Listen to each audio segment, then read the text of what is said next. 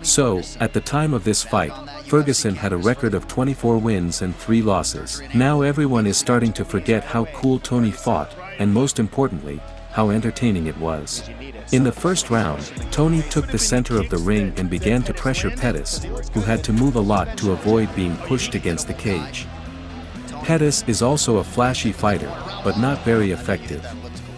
His goal was clear. He tried to counterattack Tony, and sometimes it worked very well.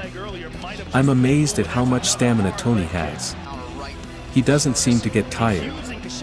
Pettis thought it was just the first few minutes of this pressure, but it turned out that Tony didn't slow down until the final bell. I do not know if this was Anthony's plan or just a coincidence, but Tony relaxed in the second round. Maybe when you are rarely beaten, it seems to you that everything is under control and you will soon put him down. However, Anthony's counterattacks in the second round were much more effective. Anthony landed a punch that rocked Tony, and then he fell to the ground.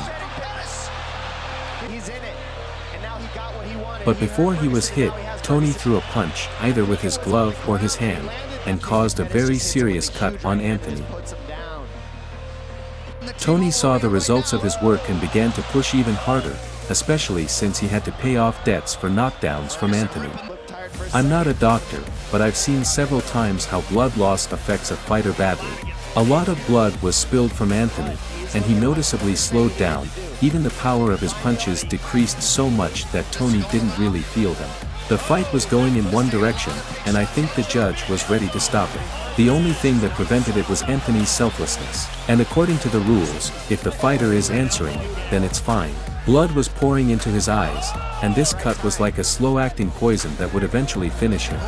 In the end, during the break, the doctor did not allow the fight to continue.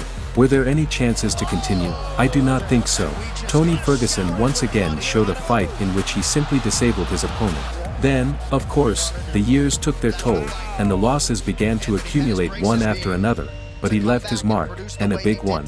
Well, that's it. If it doesn't bother you, please like and subscribe. My goal is to reach 1,000 subscribers. Goodbye to everyone.